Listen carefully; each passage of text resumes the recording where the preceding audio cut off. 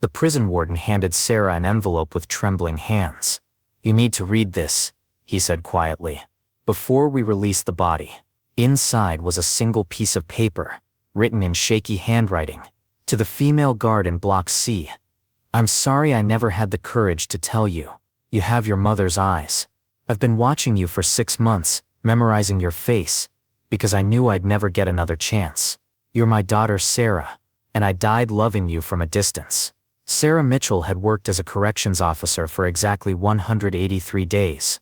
Inmate 4782, Marcus Ray Mitchell, had been watching her for every single one of them. This is the story of a father and daughter who worked in the same building for 6 months and never spoke a single word. Before we dive deep into this incredible journey, if stories like this move you, please hit that like button, subscribe to the channel, and let me know in the comments where you're watching from. Trust me, you'll want to stay until the very end, because this story has twists you won't see coming. Sarah Mitchell was 24 years old when she graduated from the Correctional Officer Academy in northern Texas. She had spent 6 months in rigorous training, learning conflict escalation and emergency response protocols.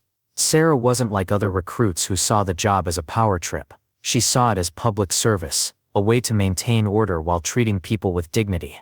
Growing up, Sarah had been raised by her mother Elizabeth alone. Her father, or so she'd been told, had died when she was 6 months old. "A car accident," her mother said, her voice always tight with pain. There were no photographs of him, no letters, no belongings, nothing to suggest he had ever existed. When Sarah asked for more information as a teenager, Elizabeth would shake her head and say some memories were too painful to revisit. Sarah had accepted this for most of her life, filling the void with school and athletics and career goals. But there was always a hollow space inside her, a question mark where a father's love should have been. When Sarah applied to work for the Department of Corrections, Elizabeth was surprisingly supportive. On graduation day, Elizabeth held Sarah's hand and said something that stuck with her. "You have a gift for seeing people as they really are, not just what they've done. That's going to matter in a place like that. Don't ever lose it." Sarah's first assignment was Riverside State Penitentiary, a maximum security facility housing over 1,400 inmates. The building was a concrete fortress, surrounded by razor wire and guard towers. Her supervisor, Captain Rodriguez, walked her through the routines and unspoken rules. Never show weakness. Never get too friendly. Never forget that these men would use any opening to manipulate you. On her 3rd day, Sarah was conducting her first solo cell inspection in Block C. She moved from cell to cell, checking for contraband.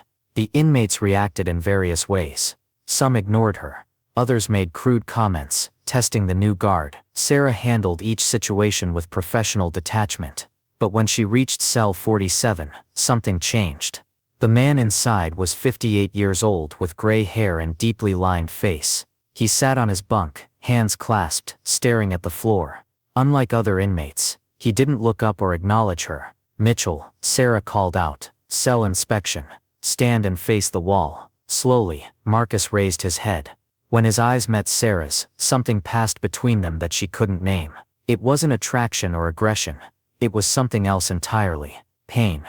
Recognition. Something that looked like grief. Marcus stood and faced the wall as instructed.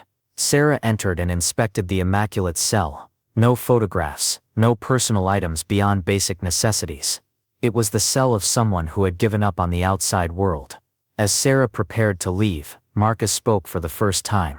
"Thank you, officer." The words were so polite, so genuine, that Sarah paused. She nodded and left, but she could feel his eyes on her back.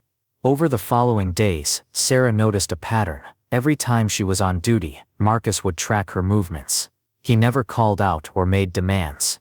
He simply watched. During meals, his eyes would find her. During recreation, he positioned himself where he could see her.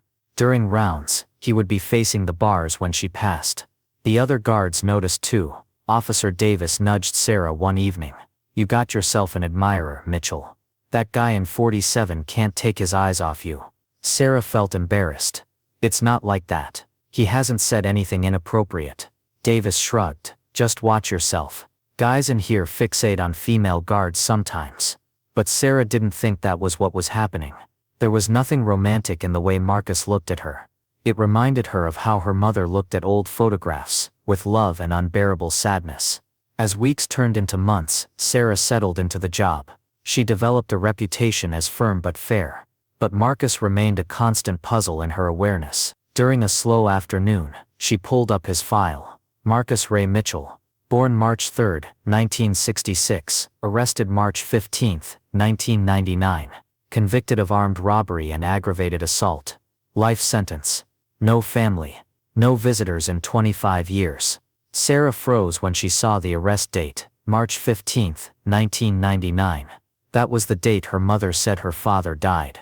The same day. It had to be coincidence. But the coincidence unsettled her. 4 months into Sarah's tenure, something happened during recreation yard time.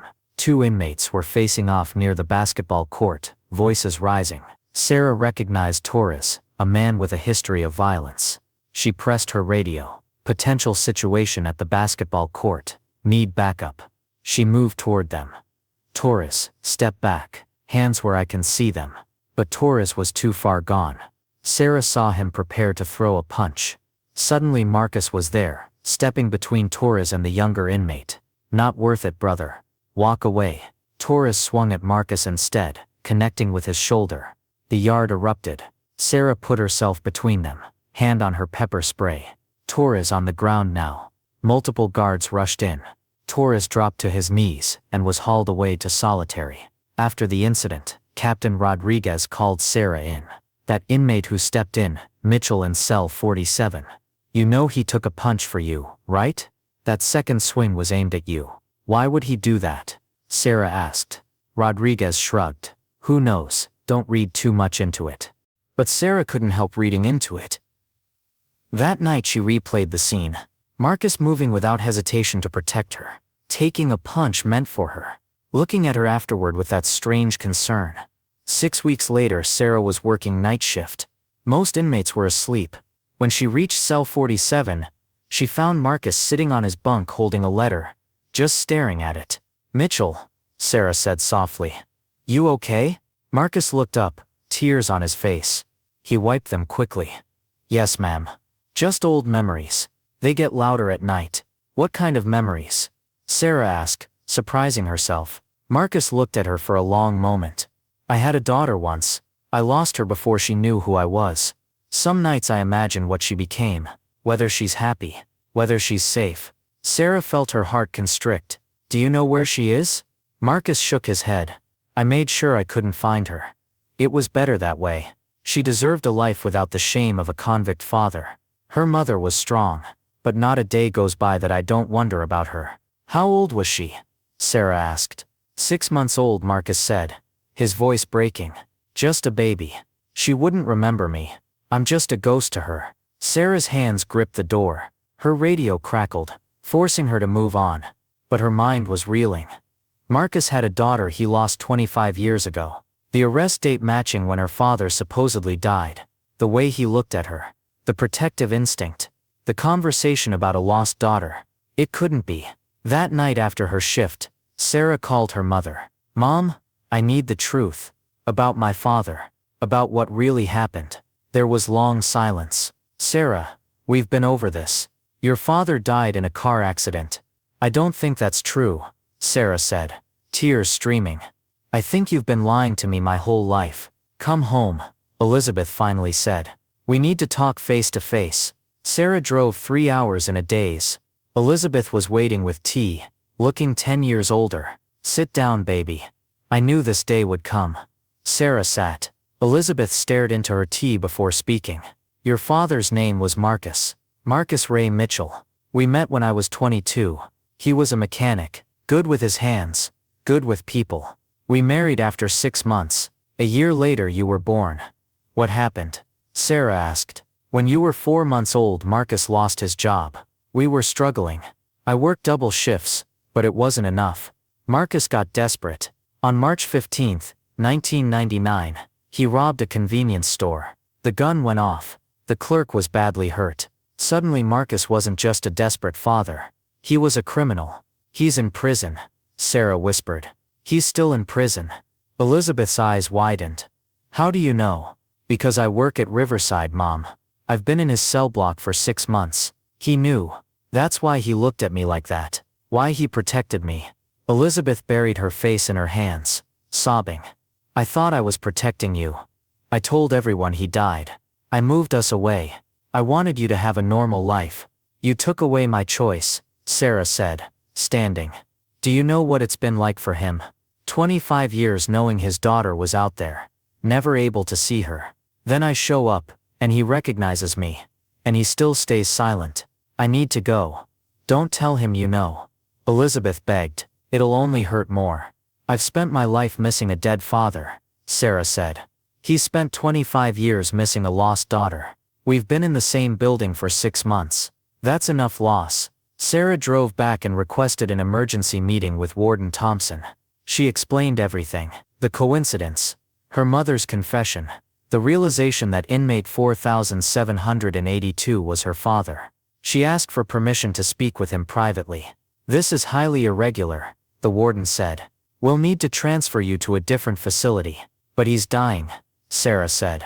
I saw in his file. Stage 4 cancer. 6 months maybe. I can't let him die. Not knowing I found out. The warden studied her face. All right. 1 hour in the chapel. A guard outside. After that we figure out the rest. Be prepared. This might not go how you hope. 2 hours later Sarah stood in the chapel, shaking. The door opened and Marcus was let in. He looked confused and frightened. Officer Mitchell, is something wrong? Sarah shook her head, unable to speak. The guard left them alone. Sarah took a breath. My mother's name is Elizabeth Porter. She was a nurse. She had a daughter in August 1998. That daughter's name was Sarah. Marcus staggered backward, gripping a pew. No. That's not possible. I'm Sarah Mitchell. Born August 12, 1998. My mother told me my father died in a car accident on March 15, 1999. The same day you were arrested. Marcus collapsed onto the pew, body shaking. I didn't know. I thought you were somewhere out there, living a good life. I didn't know you were here, walking past my cell. My God, Sarah, if I'd known, what would you have done? Sarah asked. Told me the truth. Marcus looked up, raw pain in his eyes. I stayed silent because I love you. Telling you would have been selfish. It would have burdened you with having a convict father. So I watched from a distance and told myself it was enough to see you were safe. You protected me in the yard. Sarah said. Of course I did. You're my daughter. I'd take a bullet. That's what fathers do. I spent my whole life missing you. Sarah said softly. Wondering if you would have loved me. And you were here, thinking about me every day. We lost 25 years. I don't want to lose more. What are you saying? Marcus asked. I want to know you. I want to hear your stories. You're dying. The file says stage 4 cancer. 6 months, probably less. I wasn't going to tell anyone. But I care. I care because you're my father, and I just found you. Over following weeks, Sarah and Marcus built the relationship that should have existed. Regular visits in the chapel, supervised but private. They talked about everything. Marcus told her about his childhood, meeting Elizabeth, holding baby Sarah, the desperate months after losing his job, the catastrophic decision that destroyed everything. Sarah told him about being raised by Elizabeth, school, sports, the career she'd built, the father-shaped void that had always existed. They talked about the robbery. Marcus didn't make excuses. He owned it completely.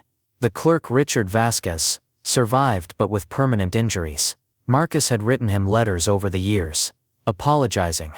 Though Vasquez never responded. I can't undo what I did. All I can do is be better.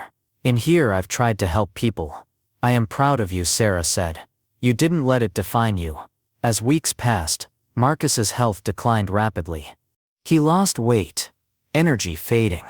But his spirits remained strong, because he had his daughter. Elizabeth came to visit once. The meeting was awkward but necessary. Whatever they said brought closure to wounds that had festered for a quarter century. One evening, about 5 months after Sarah learned the truth, Marcus looked worse than ever. He could barely sit up, breathing labored, skin gray. The doctor said he had days left. Sarah, Marcus said weakly. These last 5 months have been the best of my life. Better than anything in freedom. You gave me a gift I can never repay. You don't have to repay anything, Dad. She'd started calling him that weeks earlier, and each time his eyes lit up. Marcus pulled out a small envelope with a photograph. A young man and woman with a newborn baby. Marcus, Elizabeth, and Sarah. I kept this every single day. Through every cell, every hard moment, every time I wanted to give up. This reminded me I'd been part of something beautiful, that I'd held perfection. I want you to have it. I want you to know that even when you didn't know I existed, you were loved. Every single day. I love you too, Dad, Sarah whispered. Marcus smiled.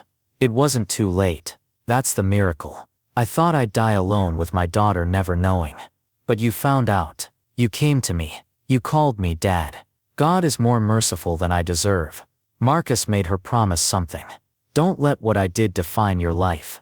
Don't let my mistakes make you bitter. You're full of light. Promise you'll keep that. Find someone. Build a family. Be happy. I promise. But you have to promise to forgive yourself. That you weren't just your worst mistake. You were a father who loved his daughter. I'll try, Marcus whispered. For you I'll try. 3 days later, at 4:30 in the morning, Sarah received a call. Marcus had died peacefully. He was holding the photograph. Sarah sat on her bed, feeling grief settle over her. She had found her father, and lost him in 5 months. The universe gave her a gift and snatched it away. The funeral was small. Sarah claimed Marcus's body and buried him properly.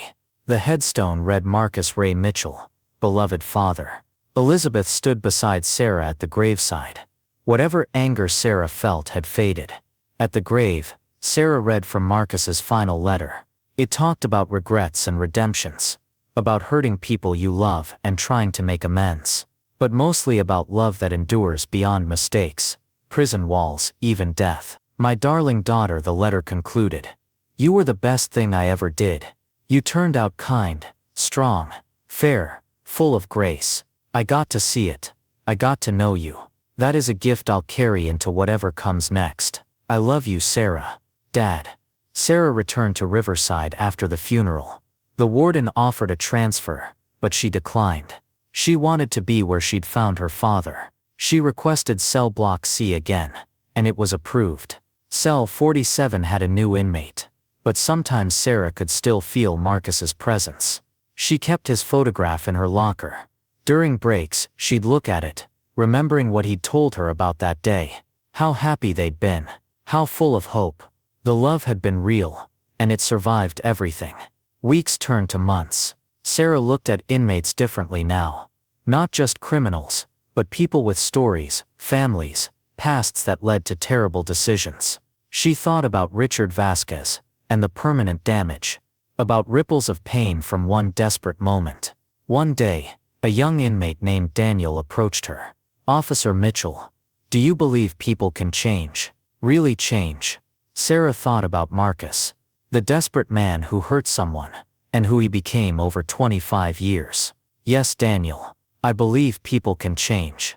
I've seen it, but it takes work, honesty about what you've done, making amends where you can, accepting some damage can't be undone, and believing you're more than the worst thing you've ever done.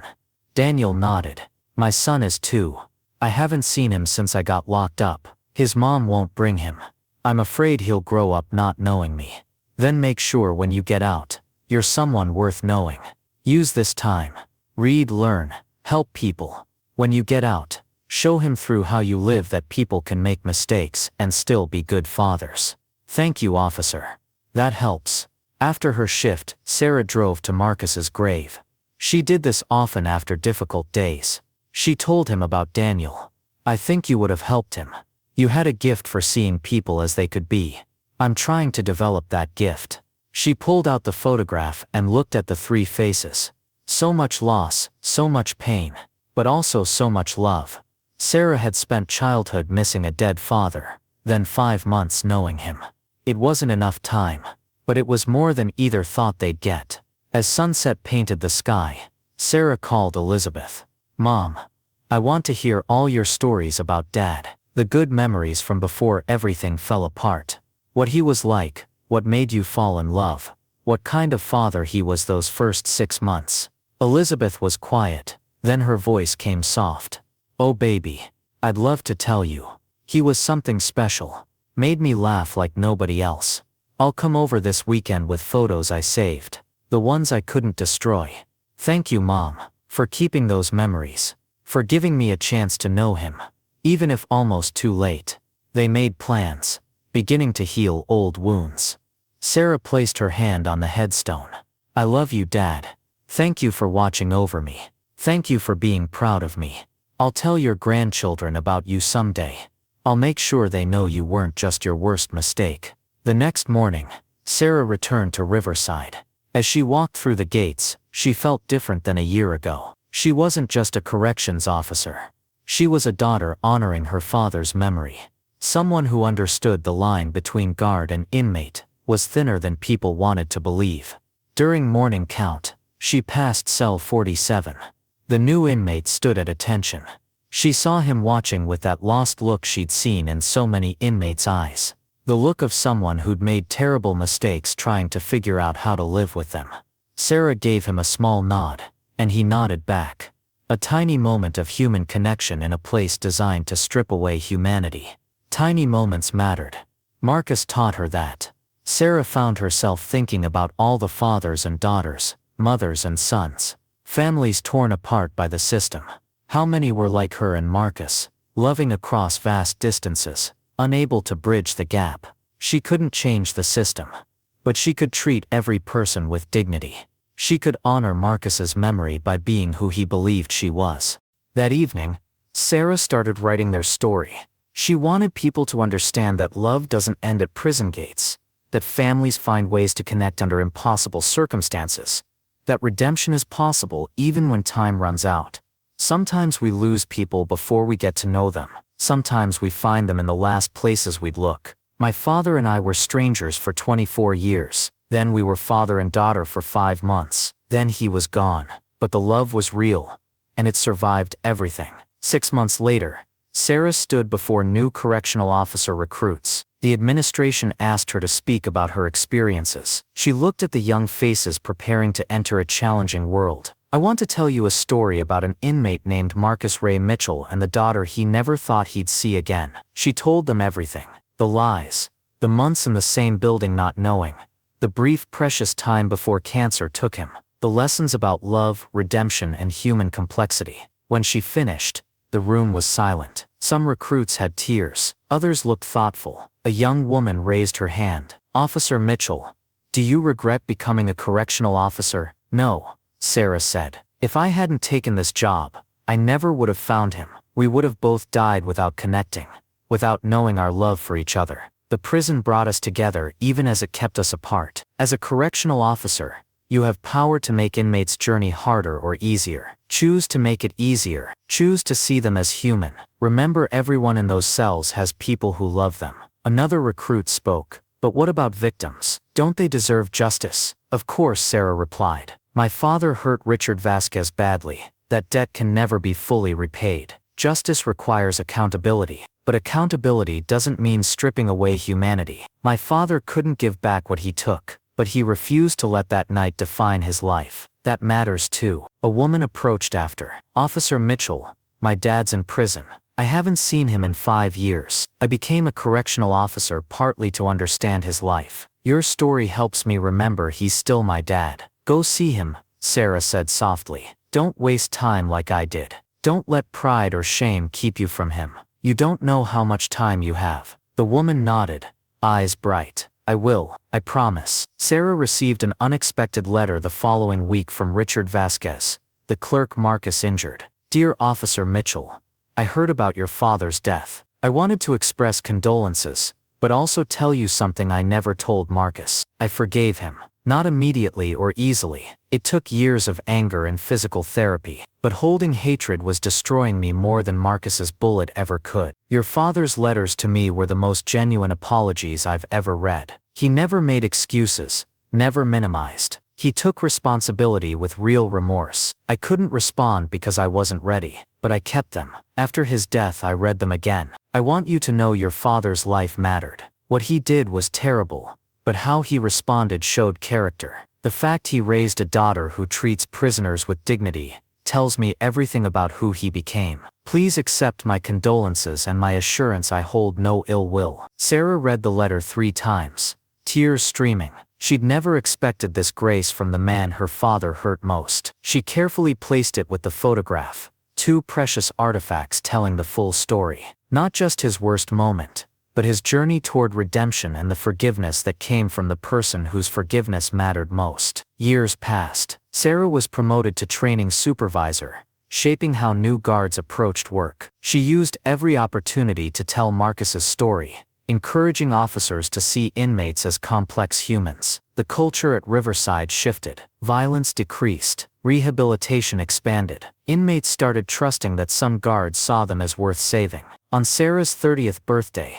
she received a card from Daniel Rivera. He'd been released and was now a youth counselor helping at-risk kids. The card included a photo of Daniel with his son, now 7, both smiling. "Thank you for believing I could change. You reminded me of the father I wanted to be. Your dad would be proud." Sarah placed the card on her refrigerator next to the photograph. These were her treasures, evidence that love and redemption were real. Sarah finished writing their story, wanting to honor Marcus without sanitizing difficult parts. She submitted it to a magazine focused on criminal justice reform. 3 months later they published it. The story spread quickly, shared on social media, discussed in criminal justice circles, assigned in college courses. Sarah received hundreds of emails from people touched by the story. Inmates feeling seen, family members of prisoners expressing gratitude, victims sharing their journeys toward forgiveness, correctional officers thanking her for reminding them why they chose this work. One email stood out from Jennifer Martinez. 20 years ago, my husband was killed by a drunk driver. I hated the driver with everything. But last year, I started volunteering at his prison. Eventually I met with him. He apologized genuinely, showed me unsent letters, told me about changes he'd made. I can't say I've completely forgiven him, but I've forgiven enough to find peace. Your story helped me feel less alone. Sarah began collecting similar stories, envisioning a larger project. Families torn apart by incarceration, unlikely connections forged in the justice system, journeys toward forgiveness. A publisher was interested. Over 2 years she interviewed dozens of people, exploring common threads and unique nuances. The book was dedicated to Marcus Ray Mitchell, beloved father who taught me that love endures beyond every obstacle. The launch event was at a community center near Riverside. Sarah stood at the podium looking at the crowd. Correctional officers and former inmates, victims' families and prisoners' families, reformers and people seeking hope. Elizabeth sat in front, now in her 60s. Next to her was Richard Vasquez. He'd reached out after reading her article, and they'd developed an unlikely friendship. Sarah began by holding up the photograph Marcus kept every day. This picture represents everything this book is about: love surviving impossible circumstances, families separated by choices, human need for connection persisting in unlikely places, and the possibility of finding each other before it's too late. She told the story of walking past cell 47 for 6 months not knowing. The moment she learned the truth, the precious 5 months before his death. My father's story isn't unique. Thousands of inmates are separated from children they love. Thousands of children grow up without parents. We tell ourselves these separations are necessary. Sometimes they are, but we rarely count the cost. The children missing a parent, the parents dying without reconnecting, the love that could have healed but never got the chance. This book is my attempt to count that cost, but also to show that even facing tremendous obstacles, love finds a way. People change. Families reunite. Forgiveness becomes possible. After the speech, people shared their own stories. A woman whose brother served 20 years. A man rebuilding relationships with his children after a decade in prison. An officer who started a program for inmates to maintain family contact. Each conversation reinforced what Sarah learned from Marcus. Beneath all policy debates were real people with real relationships and real capacity for change. Years continued passing. Sarah's book gained attention, sparking conversations about prison reform and family connections during incarceration. She became a recognized expert, but never stopped working at Riverside. Never stopped walking those halls where she'd crossed paths with her father. On the 10th anniversary of Marcus's death, Sarah organized a larger memorial. Former inmates Marcus helped. Families inspired by his story. Officers who changed their approach after learning about Marcus and Sarah. Advocates for reform. Victims' families who'd found forgiveness. And Richard Vasquez, now 70, speaking about the man who changed his life forever. Marcus Mitchell shot me in 1999.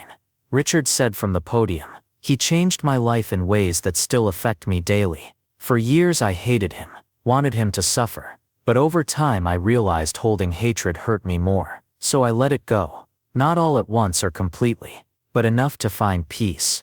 Richard paused. Marcus's greatest punishment wasn't 25 years in prison. It was missing 24 years of his daughter's life.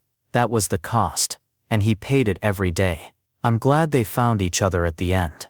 Because despite everything, he was still a father, and that love mattered. The memorial concluded with unveiling a plaque for the chapel. In memory of Marcus Ray Mitchell and all those who seek redemption within these walls. May we never forget that every person contains capacity for both harm and healing, and that love endures beyond every circumstance. That night Sarah pulled out her box of Marcus's belongings. The photograph, the letters, the final note, Vasquez's speech about forgiveness. Each item told part of who Marcus had been. Not a saint or monster, just a man who failed and spent his life trying to be better. She thought about what she'd tell her own children someday. The truth, all of it. The crime and punishment. The separation and reunion. The love that survived impossible odds. She'd make sure they knew people were complex. Mistakes didn't define entire lives. Redemption was real. Forgiveness was powerful. And love was the strongest force in the universe. Sarah looked out at the night sky. The same stars Marcus saw from his cell window. She imagined him looking up, thinking about the daughter he'd lost, praying she was safe and happy. And she sent up her own prayer of gratitude. For the father she'd found. For the time they'd shared. For the lessons about humanity and redemption. For the legacy that continued changing lives. For the love that survived everything, including death. And somewhere in the universe, Sarah believed Marcus heard her. Knew his life mattered. Knew his love reached his daughter. Knew that even from a distance, through bars and separation beyond death, a father's love could endure, could heal, could transform, could redeem. Sarah closed her eyes and whispered into darkness. "I love you, Dad. Thank you for everything. Thank you for watching over me. Thank you for becoming someone I could be proud of. Thank you for showing me it's never too late for truth or love or redemption. Your daughter, always and forever." And in the silence, Sarah could almost hear his response, carried on wind, echoing from stars. "I love you too, my daughter. You were always the best thing I ever did. Always worth everything. Always." The story of Marcus Ray Mitchell and his daughter Sarah had come full circle. From one terrible choice to 25 years of separation to 6 months of unknowing proximity, to 5 precious months of connection to years of legacy building. A story of failure and redemption, loss and finding, the enduring power of love to bridge any gap. And a story that would continue rippling outward for generations, offering hope to anyone who'd ever made a mistake and wondered if redemption was possible. Because if Marcus could transform from a desperate man who hurt someone into a father worth honoring, if Sarah could forgive and see her father's full humanity, if Richard could choose mercy over bitterness, then maybe anyone could change. Maybe anyone could heal. Maybe anyone could find their way back to love. And that was the message Sarah wanted the world to hear. It's never too late. Love endures. Redemption is real. And every person, no matter what they've done, deserves the chance to be seen as fully human. That was her father's final gift, and she would spend the rest of her life honoring it.